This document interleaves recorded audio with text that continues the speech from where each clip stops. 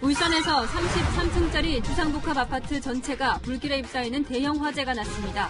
소방대원들은 신고 5분 만에 도착했고 주민들은 침착하게 피난 공간으로 대피하며 인명피해는 없었습니다. 대천절에 이어 한글날인 오늘도 경찰이 광화문 일대에 차벽과 철제 울타리를 설치해 집회가 열리는 걸 막았습니다. 경찰은 무료 셔틀버스까지 운행했지만 시민들은 불만을 털어놨습니다. 라임 자산운용 사태와 옵티머스 펀드 사기 사건 수사와 관련해 여권이 촉각을 곤두세우고 있습니다. 전 현직 여권 정치인을 소환하며 검찰 수사가 급물살을 탈 경우 정치 게이트로 비화될 가능성까지 거론됩니다. 유통 중인 독감 백신 중 일부에서 백색 입자가 발견돼 제조사가 61만 개를 긴급 회수하기로 했습니다. 추석 연휴에 이어 사흘 연휴가 다시 시작되며 일부 공항과 관광지는 나들이 객으로 붐볐습니다. 정부가 코로나19 확산을 우려해 시민들의 야외 활동 자제를 촉구했지만 제주공항에는 오늘 6만 명 넘는 이용객이 몰렸습니다.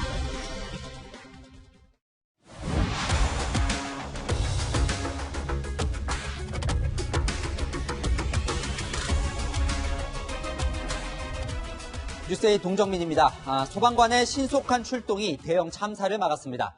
화재가 났을 때 사람의 생명을 구할 수 있는 골든타임이 5분이라고 하죠. 높이 113m, 33층짜리 울산의 주상복합 아파트에서 큰 불이 났는데 소방관이 5분 만에 출동해 주민들을 구출했고 단 한 명의 사망자도 나오지 않았습니다. 이 불은 어젯밤부터 오늘 오후까지 15시간 동안 타올랐는데요. 정말 아찔한 화재였습니다.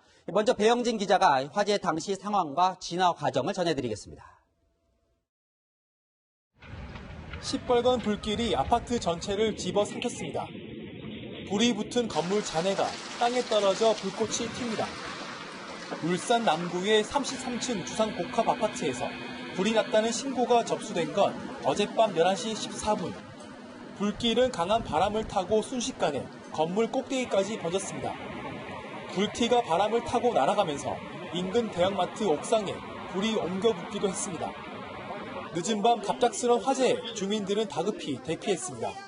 창문을 열고 밖을 보니까 불이 날아다니고 있었어요.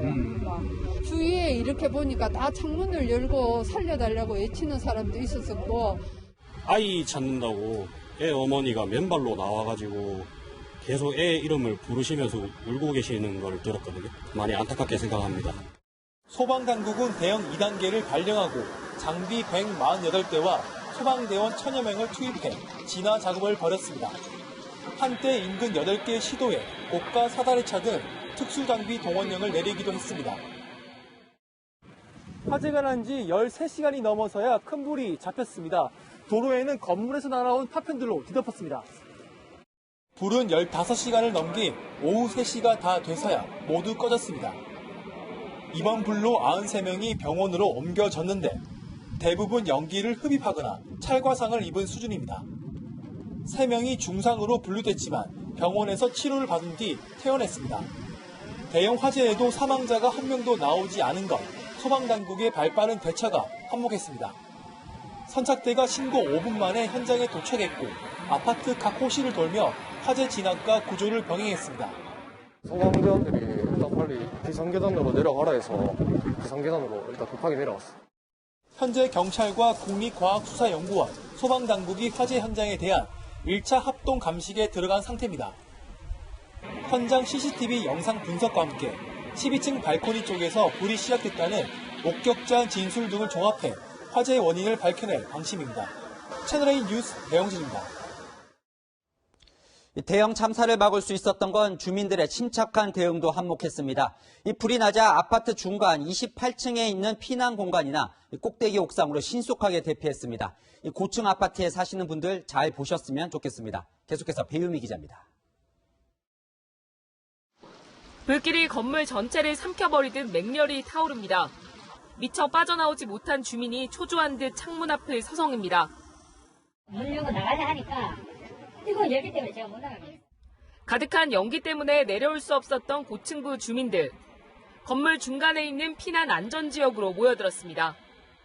28층 정원에 필로티가 있잖아요. 우리 옆집 사장님도 그쪽으로 대피를 했어요. 밧줄을 만들어가지고. 이 아파트에 설치된 피난 안전지역은 15층과 28층 등 2곳. 주민 70여 명은 서로 도와가며 피난 지역과 건물 옥상 등으로 신속히 대피했습니다. 28층에 그 피난층이 있어가 우리 층은 나왔어요. 29층, 30층은 작은 창문으로 해가 아기부터 먼저 우리가 밑에서 이불로 피가 받고. 소방대원들은 주민들을 보호 조치하면서 큰 피해 없이 비상계단을 통해 지상으로 내려왔습니다.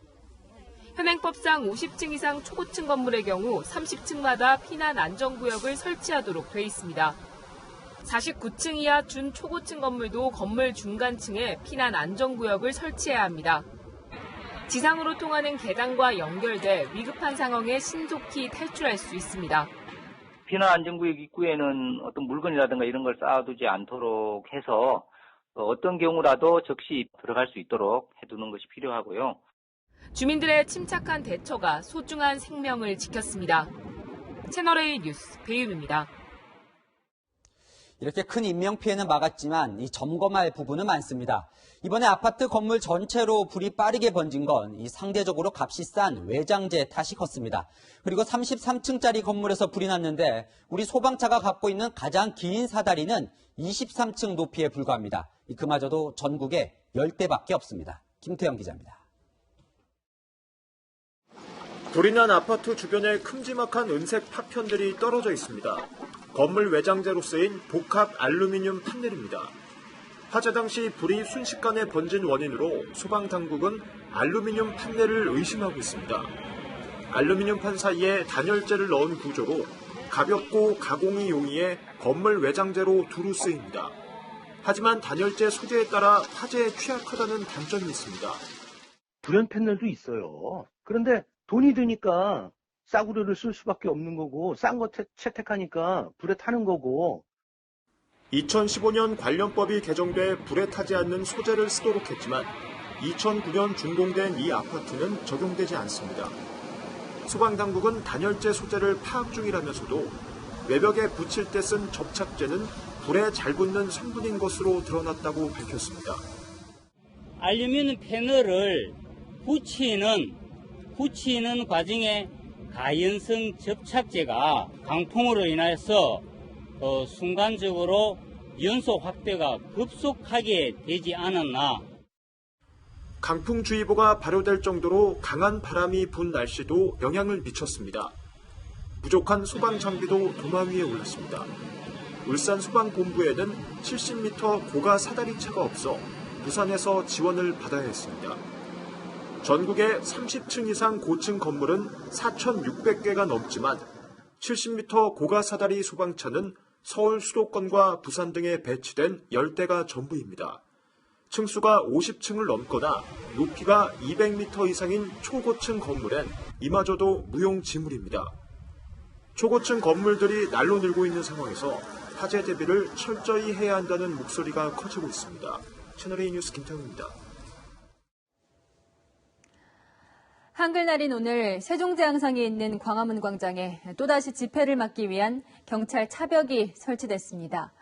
지난 개천절 때처럼 광장 전체를 봉쇄하지는 않았습니다만 광화문 일대 시민들의 불편은 여전했습니다. 경찰은 통행자들을 위해 무료 셔틀버스를 배차하기도 했습니다. 먼저 장하연 기자가 둘러봤습니다. 연휴 첫날인 오늘 오전 광화문 내거리 주변. 경찰버스가 하나둘 모이더니 이내 빽빽한 경찰차 벽이 세워집니다. 차벽 너머에는 미로 같은 철제 울타리가 빽빽하게 설치되고 광화문 광장으로 통하는 주요 길목에서는 차량 검문이 이어집니다. 경찰이 불법 집회를 막겠다며 엿새 만에 광화문 일대를 다시 원천 봉쇄한 겁니다. 평소 많은 사람들이 드나드는 광화문역 입구입니다. 경찰은 광화문 광장 쪽으로 나가는 출입구 7개를 지난 개천절 때처럼 차단벽을 내려 출입을 통제했습니다. 개천절과 달라진 점도 있습니다.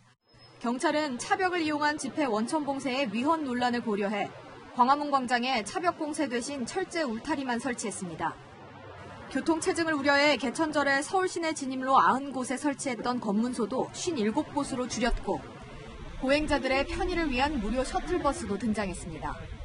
하지만 곳곳에서 시민들의 불만이 터져나왔습니다.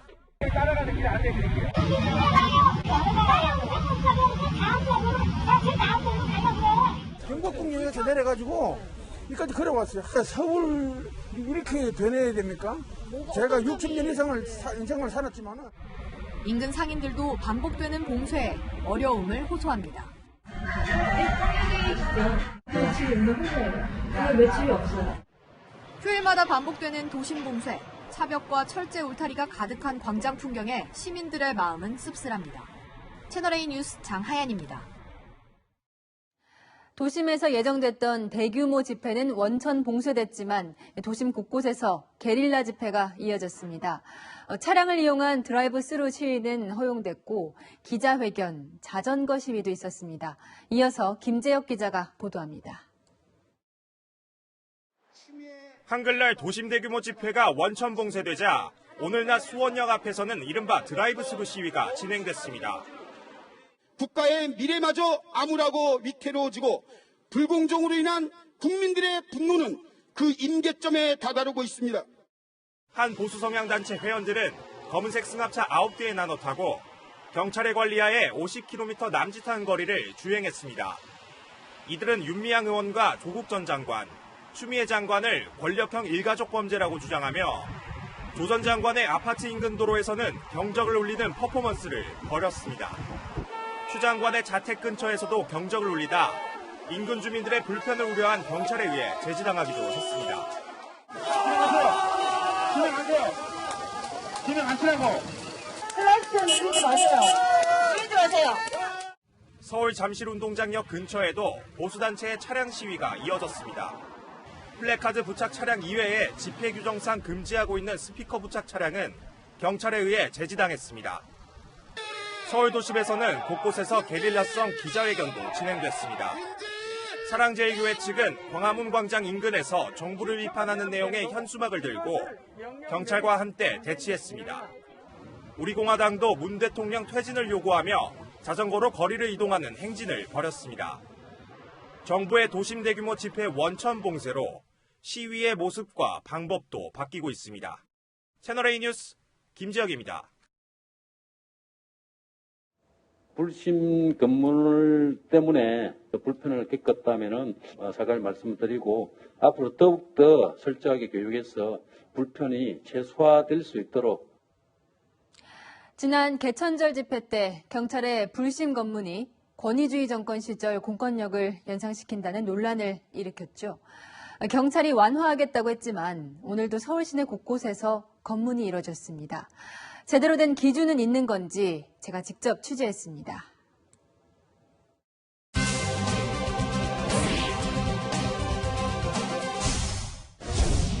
9시가 조금 지난 시간인데요. 이곳에서부터 도심 집회가 예고된 광화문 인근까지 가보겠습니다. 지금 한남대교를 건너고 있습니다. 차가 많은 것 같진 않은데 왜 이렇게 막히죠? 그래서 지금 검문 하나? 취재 차량을 세우는 경찰. 검문하시는 거예요? 지금 카메라 들고 있어가지고 기자들 한 번만 보여주시면 여기요? 지금 어디 가시는 길이에요? 지금 언론사 저희 채널A 회사 가고 있는데요. 어디로 가시는 중이었어요? 광화문 쪽으로? 네. 얼마 못 가 경찰이 또 차량을 세웁니다. 어디로 가시는 거예요? 저희 광화문 가는데요. 네? 광화문 가는데요. 기자세요? 채널A. 잠시 뒤 또다시 검문을 당하는 취재진. 어디로 가시는 거죠? 지금 광화문으로 가는데요. 지금? 이렇게 출발 20분 만에 4번이나 검문을 받았습니다. 검문소 주변으로 차량 정체에 마찰까지 빚는 모습이 보입니다. 어느 쯤 어느예요? 지금 검문 검색 중이고요. 도심권 집회 때문에. 국민의 기본권까지도 이렇게 박탈을. 왜 검문을 하느냐? 우리가 간첩이냐고. 경찰의 차량 검문 기준은 있을까? 어떤 기준으로 차량을 이제 잡으시는지. 차량 주변에 플래카드라든가 현수막, 깃발, 집회 시위와 연관된 사안이 확인되면은 저희들이 교통 통제 및 교통 관리를 하고 있습니다. 차량 외관상 집회와 연관돼 보이면 검문한다는 건데 채널A 취재 차량을 계속 멈춰 세운 이유는 설명되지 않습니다. 엉뚱한 요구도 있었습니다. 창문 올려놓고 다니세요. 창문을요? 예. 지금 올리세요. 창문을 왜 올리라는 거죠? 방역을 위해 꼭 필요한 수준의 경찰력 행사인지 일반 시민들도 의문을 제기합니다. 불편한 점은 없으셨어요? 많은데요. 전문이 온도 체크를 하거나 이런 것도 아니고 창문 내렸다가 그냥 보고 가고 이런 거라서 이게 뭐를 위한 지금 전문인지 잘 모르겠고 지금 여기를 나가서 30분째 지금 하고 있거든요. 집회를 한다고 해도 이거 시위하는 사람들도 좀 많으니까 할 일인가? 약간 조금 싶기는 해요. 여인선이 간다 냈습니다. 다음 소식입니다. 이 청와대와 여당 인사들이 로비 의혹에 휩싸였습니다. 이 라임 자산 운용 사태, 옵티머스 펀드 사기 사건과 관련이 있습니다. 이 펀드 관련자들이 이 대규모 부실이 불거지자 이 부정한 방법으로 여권 인사들의 도움을 받으려 했다는 의혹이 제기된 겁니다. 자, 먼저 라임 펀드의 배후 돈줄인 김봉현 전 회장의 증언부터 살펴보겠습니다. 이 강기정 당시 청와대 정무수석에게 주라며 측근에게 현금 5천만 원을 건넸다. 강 전 수석은 사기 날조라며 김 전 회장을 고소하겠다고 반박했습니다. 이은우 기자입니다. 라임 자산운용 사태의 핵심 인물인 김봉현 전 회장은 복귀 5달 만인 지난 4월 검거됐습니다. 라임 검사 정보 외에 또 어떤 로비 하셨습니까? 그런데 김 전 회장은 어제 자신의 측근인 이모 전 대표의 재판에서 금융감독원의 조사를 부과하기 위해 정치권 로비를 시도했다고 주장했습니다. 로비 대상으로는 강기정 전 대통령 정무수석을 지목했습니다. 김 전 회장은 이 대표가 고향지인인 청와대 수석을 만나볼 테니 5개를 달라고 했다며 5천만 원을 쇼핑백에 담아줬다고 주장했습니다. 이 전 대표가 강 전 수석을 만난 뒤 진행 상황을 알려줬다는 말도 덧붙였습니다. 강 전 수석이 이 전 대표 앞에서 김상조 정책실장에게 전화해 라임 측 입장을 전달했다는 겁니다. 앞서 검찰 수사에서는 김 전 회장의 돈이 강 전 수석에게 전달되는 적이 발견되지 않은 걸로 전해졌습니다. 이 전 대표도 검찰 조사에서 돈을 받은 적도 건넨 적도 없다고 진술했습니다. 강 전 수석은 채널A와의 통화에서 김봉현이라는 이름 자체를 모른다며 사기, 날조 주장이라고 반박했습니다. 김 전 회장을 위증과 명예훼손으로 고소하겠다는 뜻도 밝혔습니다. 검찰은 라임 측에서 로비를 받은 의혹이 제기된 전현직 국회의원 등 여권 관계자들을 불러 조사할 계획입니다. 채널A 뉴스 이은우입니다. 자, 옵티머스 펀드 사건으로 넘어갑니다. 이 검찰은 여권 인사들이 옵티머스 펀드 수익자로 참여를 하고 운용에도 관여한 정황이 적힌 내부 문건을 확보했습니다. 최주현 기자입니다. 고객 3천여 명이 투자한 돈 5천억 원을 돌려주지 못한 옵티머스 자산운용. 검찰은 옵티머스 사내이사이자 펀드 사기 혐의로 구속 기소된 윤모 변호사로부터 내부 대책 문건을 확보한 것으로 알려졌습니다.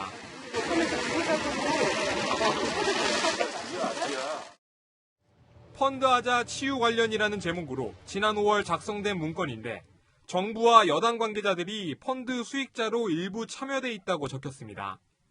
또 이들이 펀드 운용 과정에도 관여돼 있어 권력형 비리로 번질 우려가 있다는 내용이 담긴 것으로 전해졌습니다. 지난 정부 고위직 출신이 회사 고문으로 활동한 정황도 포착됐습니다.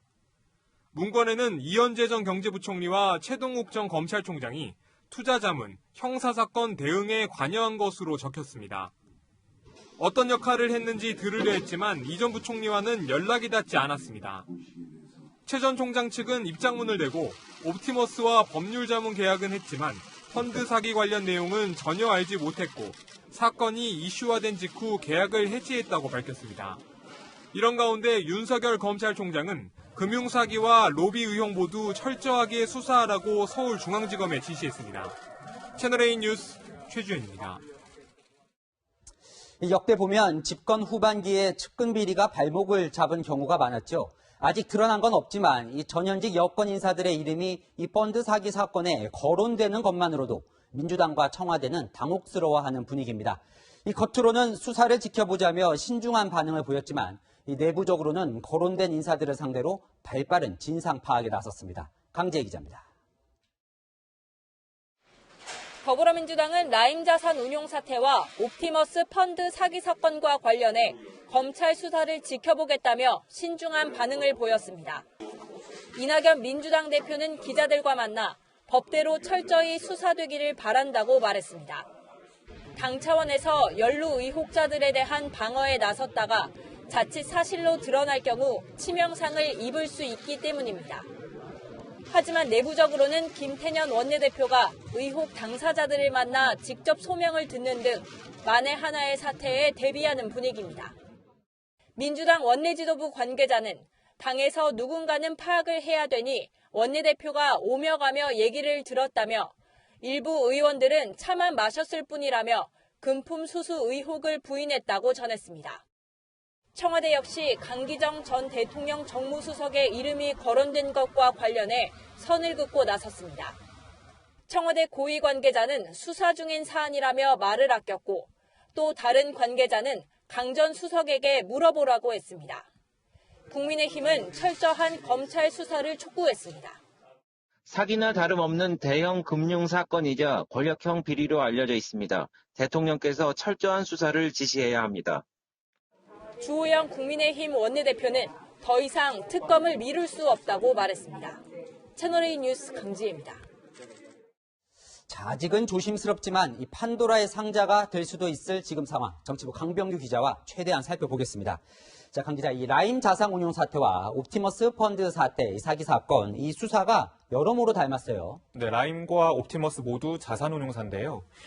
사모펀드 운용 과정에서 투자자들과의 약속과 달리 부실 자산에 투자해 큰 손실을 안긴 투자 사기 혐의를 받고 있습니다. 손실 규모만 보시는 것처럼 많이 차이가 납니다. 자, 이렇게 단순 펀드 사기 사건이라고만 생각을 했는데 정치권 인사들의 이름이 계속 언급되고 있습니다.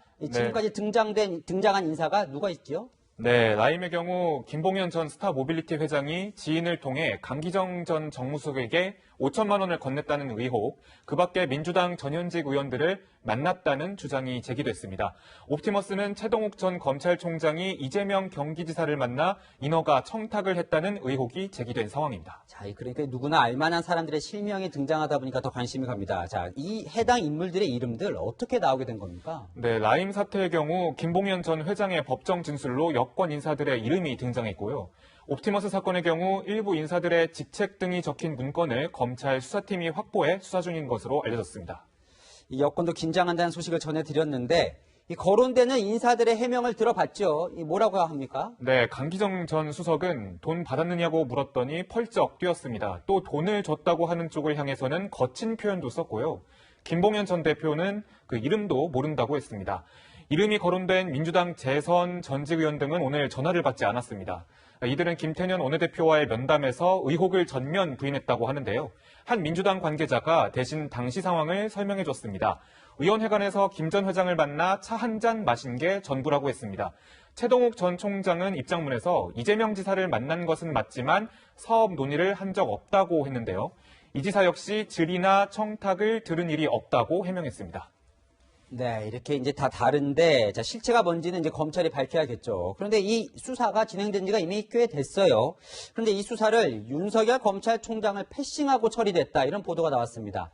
쉽게 납득이 되진 않습니다. 네, 윤 총장이 최근에서야 구체적인 보고를 받았다는 것은 옵티머스 사건인데요. 이성윤 서울지검장이 이끄는 서울중앙지검이 수사 중인데 서울중앙지검은 그동안 대략적인 보고는 했었다며 검찰총장 패싱은 아니라는 입장입니다. 그렇군요. 다만 구체적인 보고를 최근에 한 것은 맞기 때문에 윤 총장이 뒤늦게 로비 의혹까지 철저히 수사하라 이렇게 지시한 것 같습니다. 네, 추가 취재된 대로 또 알려주시죠. 지금까지 강병규 기자였습니다. 사흘간의 연휴 첫날인 오늘 날씨도 좋았습니다. 전국 곳곳의 관광지는 시민들로 북적였는데 특히 제주도를 찾는 사람이 10만 명에 이를 것으로 예상됩니다. 거리 두기가 잘 지켜질지 방역 당국이 우려하고 있습니다. 박건영 기자입니다. 한글날을 맞아 전주 한옥마을에는 한복을 입은 시민들의 발길이 이어졌습니다. 길가에서 마스크를 턱에 걸친 채 음식을 먹거나 대화를 나눕니다. 너무 막 몰려있으니까 사람들이 이제 붙어있는 막 그런 식당이나 막 너무 그런 데만 피하고 돌아다니는 거는 그래도 마스크 쓰고 다니면 되니까. 가을 정취를 만끽하러 온 관광객으로 제주 해수욕장도 북적입니다. 연휴라서 이제 좀 쉬려고 왔어요. 그래서 사실 코로나 좀 비행기 타고 하니까 좀 땡하긴 했었는데 오니까 좋네요. 대부분 마스크를 착용했지만 마스크 없이 사진을 찍거나 턱에 내린 채 바다에 들어가는 사람들도 있습니다. 천지연 폭포 같은 주요 관광지에서는 입구에서 체온을 재고 있습니다. 마스크 착용을 강조하는 문구도 눈에 띕니다. 공항은 짐가방을 끌고 제주도에 도착한 관광객으로 발디딜 틈이 없습니다. 오늘 하루 제주공항 이용객은 6만 2천여 명, 평일 대비 2만 명이 늘었습니다. 지난 추석 연휴 기간 제주에는 28만 명의 관광객이 몰렸지만 다행히 확진자는 나오지 않았습니다. 이번 한글날 연휴에도 10만 명의 방문객이 몰릴 것으로 예상되자 도민들은 걱정이 큽니다. 관리를 잘해야지 들어오는 사람들 관리를. 우리가 손이 별 적으면은 이 사람이 코로나 걸렸느냐 아니 모르잖아. 이게 보이는 거 아니고 눈에 보는 것도 아니고. 4일간의 연휴에 나들이객이 몰리면서 고속도로 곳곳에서도 정체가 이어졌습니다. 한국도로공사는 오늘 하루에만 483만 대가 이동한 걸로 예측했습니다. 채널A 뉴스 박관영입니다. 이미 유통된 독감 백신에서 백색 입자가 발견돼 61만 개를 긴급 회수하기로 했습니다. 식약처는 안전성에는 문제가 없다고 밝혔지만 주사 부위에 통증이나 염증이 생길 수 있다고 말합니다. 김단비 기자입니다. 한국 백신이 만든 일부 독감 백신에서 백색 입자가 발견돼 제조사가 61만 5천 개를 자진 회수하기로 결정했습니다. 식품의약품안전처는 지난 6일 영덕군 보건소로부터 이상 백신에 대한 보고를 받고 긴급 검사를 실시한 결과 백색 입자가 확인됐다고 밝혔습니다. 전문가 자문 결과 백색 입자는 항원 단백질 응집체로 보이며 안전성 우려는 낮다는 것이 식약처의 설명입니다. 다만 주사한 부위에 통증이나 부종, 염증 반응이 생길 수는 있다고 덧붙였습니다. 앞서 유통 과정에서 상온에 노출된 신성약품 백신과 달리 이번에 수거되는 백신은 유통 과정상 문제는 없었던 것으로 밝혀졌습니다. 식약처는 백신 제조 과정에서 원액이나 주사기에 문제가 생겼을 것으로 보고 원인을 조사 중입니다. 따라서 문제의 주사기를 사용한 4개 제조 단위 백신을 모두 수거하고 있습니다. 수거 대상 백신을 접종한 사람은 오늘 오후 3시 기준 1만 7,812명으로 파악됐습니다. 이번 백신 수거 결정으로 정부가 오는 13일부터 재개하기로 한 독감 백신 무료 접종에도 비상이 걸렸습니다. 식약처는 질병관리청과 협의해 대책을 마련할 계획이라고 밝혔습니다. 채널A 뉴스 김단비입니다. 코로나19 때문에 힘든 소상공인들을 위해 상가 임차인을 보호하는 법까지 생겼죠. 법보다 중요한 건 건물주와 세입자가 힘든 시기 상생하는 마음일 텐데 대기업 계열사가 운영하는 버스터미널 상가에서는 살벌한 소송전만 벌어지고 있습니다. 이다혜 기자가 취재했습니다. 한 대기업 계열사가 운영하는 버스터미널 상가입니다. 이곳에서 분식점을 하는 사장은 지난해 4월 계약이 끝난 뒤 8개월간 점포를 무단으로 사용했다며 임대료 2배를 내고 나가라는 소송을 당했습니다. 해당 기간 꼬박꼬박 임대료를 냈고 영업 당시에는 별 조치가 없다, 뒤늦게 나가라는 건 억울하다고 주장합니다. 700만 원이라는 돈이 그거 내는 것도 너무한데 무단 사용했다고 2배로 또 내라고 하면은 알지도 못하는 그 특약 상황이. 터미널 상가를 인수한 대기업 계열사는 매출의 16%까지 임대료로 내거나 수익이 없어도 매달 700만 원을 내는 최소 임대료 보장 방식으로 계약을 바꿨습니다. 임대료가 3년 만에 14배 오른 상황에서 소송까지 당하자 막막하기만 합니다. 지금 앞이 캄캄해요. 어떻게 해야 되나. 계속 일을 했으면 좋겠는데 응답할 수 있게 해줬으면 좋겠는데. 8년 동안 백반집을 해온 상인은 프랜차이즈 전문점으로 전환하지 않으면 계약을 갱신할 수 없다는 통보를 받고 장사를 접을지 고민하고 있습니다. 안 하고 싶어요. 난 자신 없어요. 지금 하는 사람 다 망해서요. 나는 진짜 방법이 없어요. 다른 사람도 갚는 능력도 없고. 매출은 뚝 떨어졌지만 1년마다 이루어지는 짧은 계약 기간 탓에 불만을 제기하기도 쉽지 않습니다. 교인들까요? 1년에 한 번 계약을 하는데 계약 조건이 한 20장이 넘어요. 읽어보지도 못할 정도로 우리한테 불리하게 다 해놔서. 업체 측은 소송 중인 점포에는 계약 만료 전 해지 통보를 했고 계약은 임차인들의 동의를 받아 적법하게 진행된 만큼 문제가 없다고 해명했습니다. 최근 상인들이 임대료를 6개월까지 밀려도 계약을 해지 못하게 하는 법까지 시행됐지만 이런 대형 점포 등에 입점한 상인들은 해당이 안 됩니다.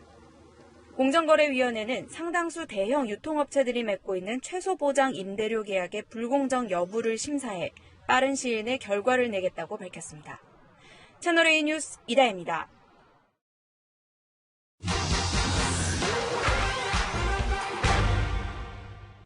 한글날이지만 훈민정음 해를 본 상주보는 세상 밖으로 나오지 못했죠.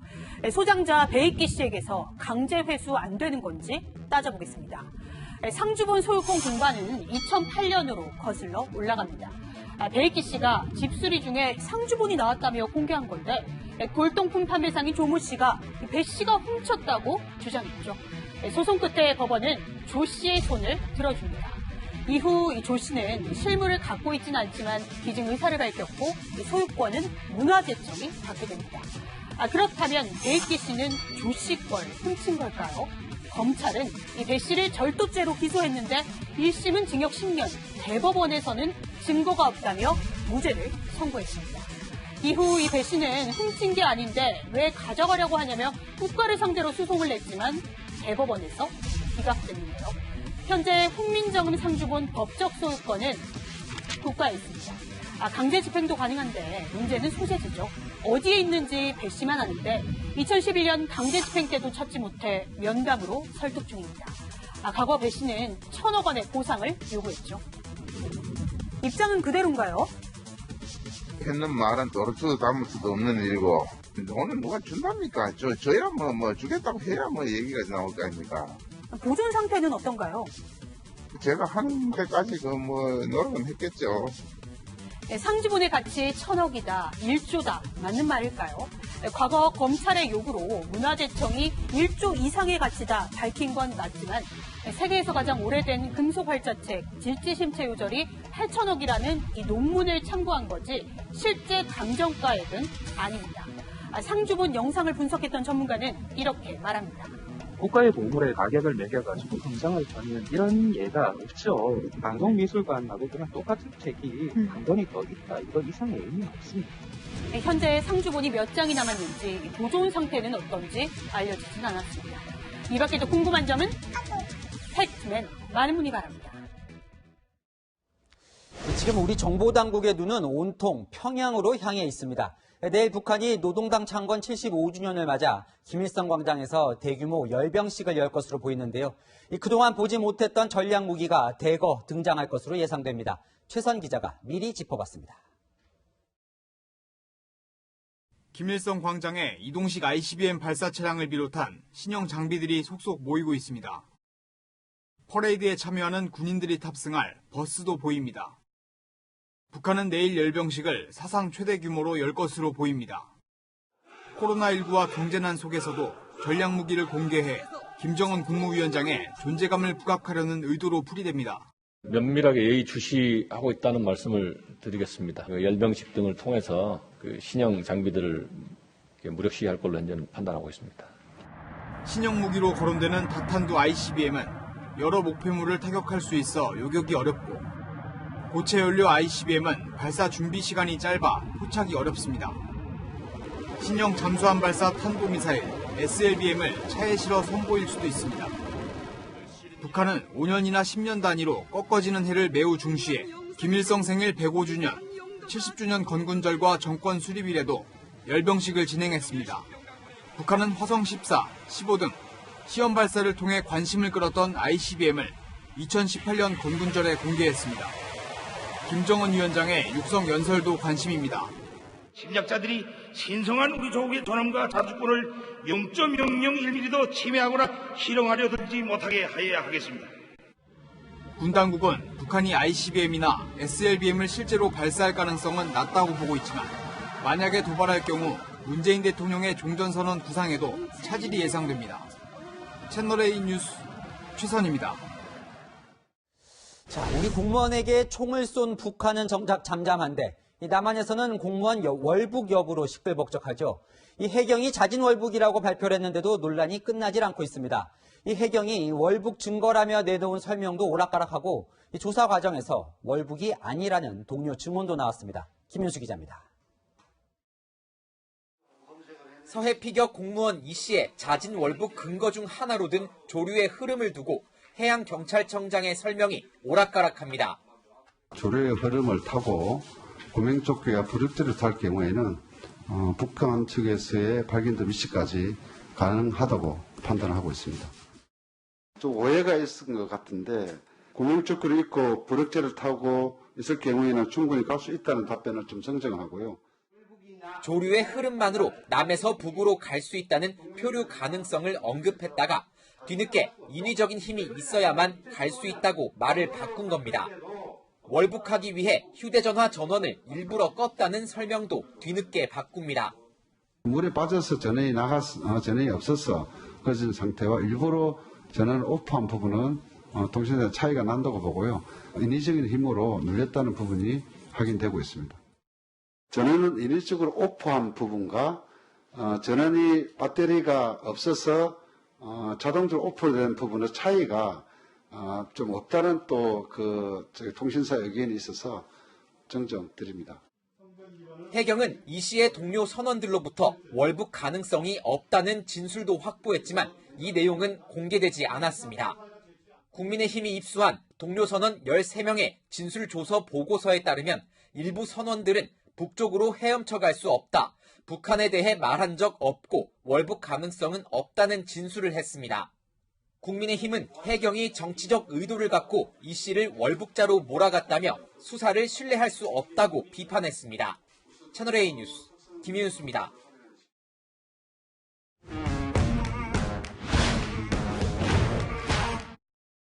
11시 시작합니다. 이동원 기자와 함께합니다. 첫 번째 주제 보여주시죠. 네.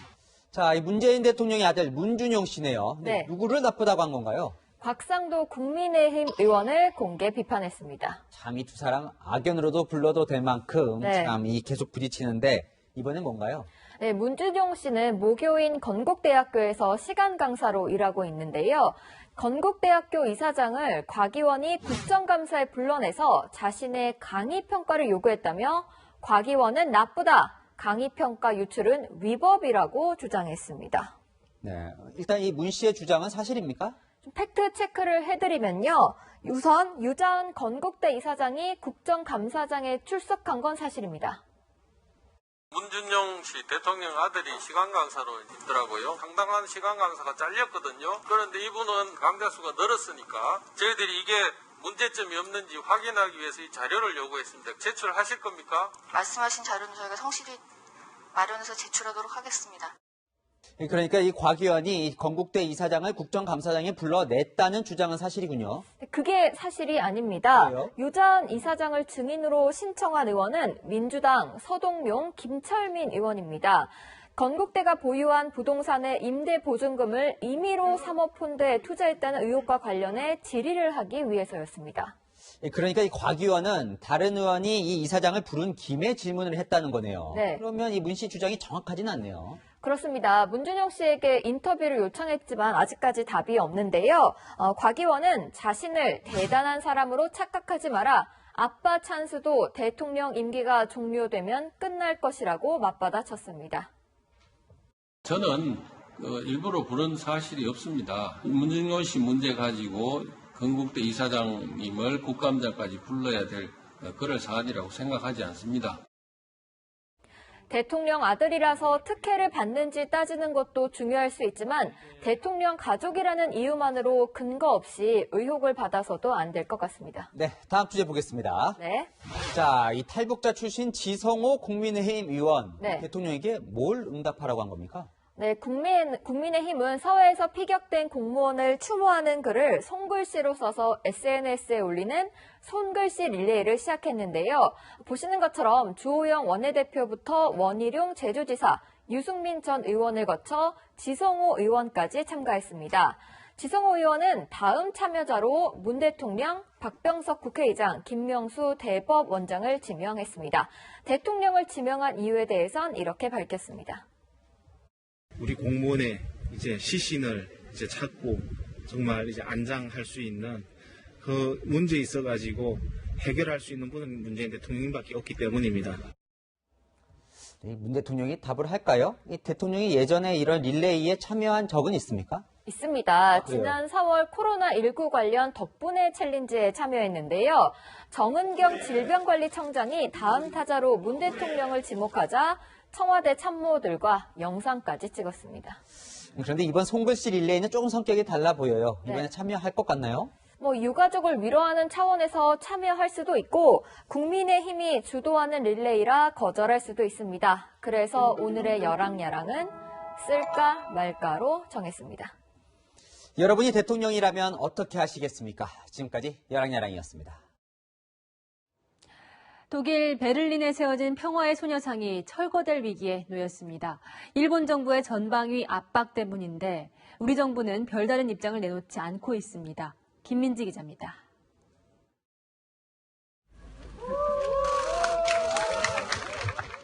베를린 주택가의 평화의 소녀상이 모습을 드러냅니다.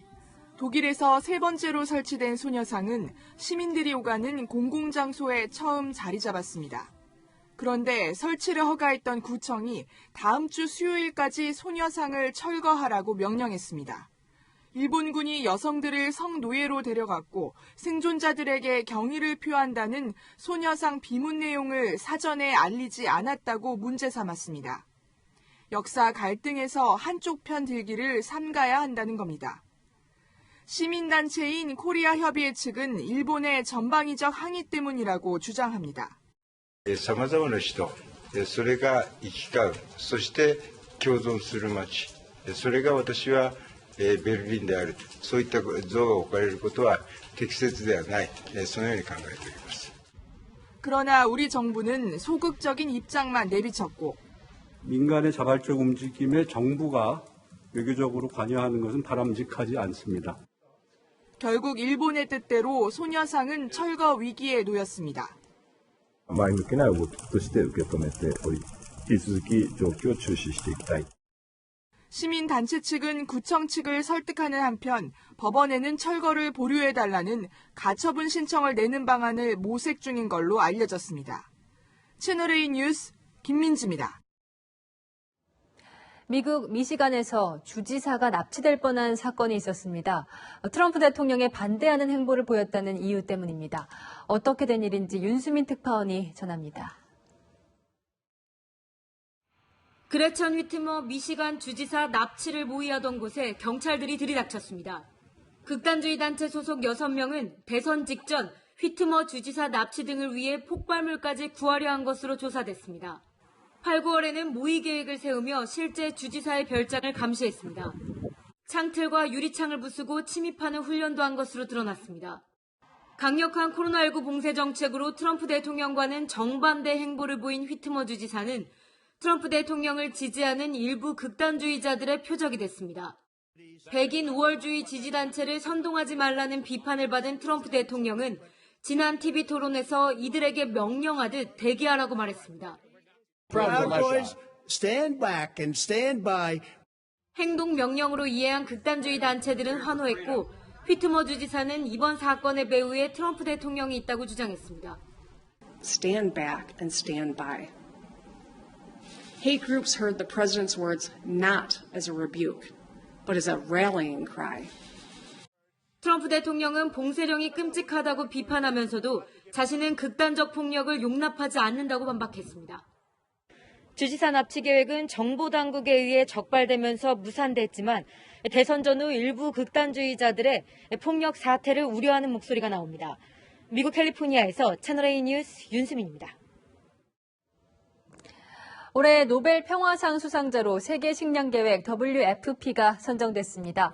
노르웨이 노벨위원회는 세계 식량 계획이 기아 퇴치를 위해 노력하고 분쟁 지역의 평화 환경을 위해 개선한 공로를 인정해서 선정했다고 발표했습니다. 노벨위원회는 특히 전 세계적인 코로나19 대유행 속에 빈곤국들에서 펼친 세계 식량 계획의 역할을 높이 평가했습니다. 스포츠 뉴스입니다. 야구하면 9회 말인 것처럼 농구에선 4쿼터가 진짜 싸움이죠. 오늘 개막한 프로농구에서 원주 DB의 허웅이 4쿼터의 사나이가 됐습니다. 사공성근 기자입니다.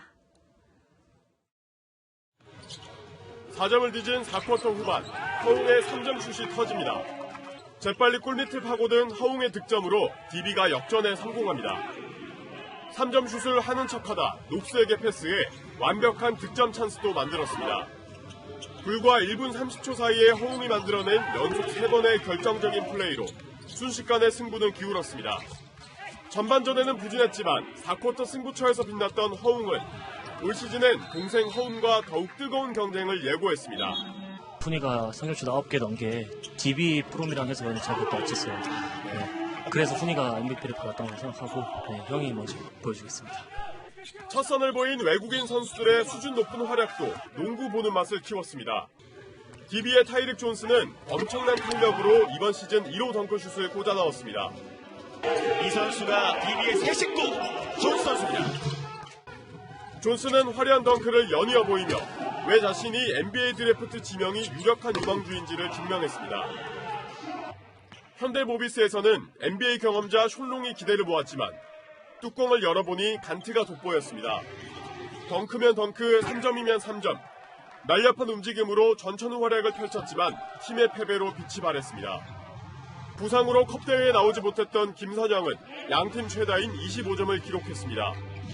SK는 김선영과 원희를 앞세워 우승 후보다운 경기력으로 개막전 승리를 챙겼습니다.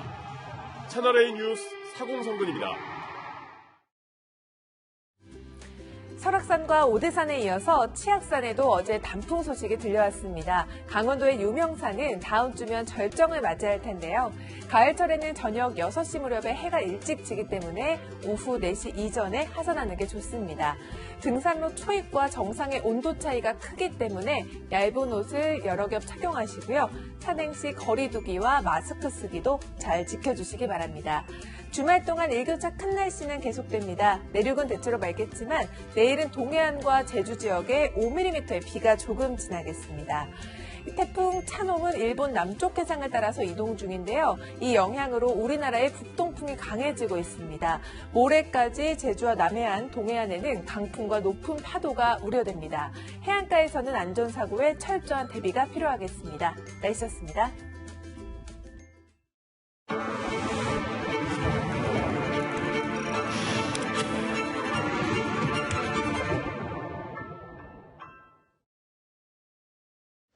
소방관의 빠른 출동이 울산 고층 아파트 화재의 참사를 막았다는 소식 전해드렸는데요.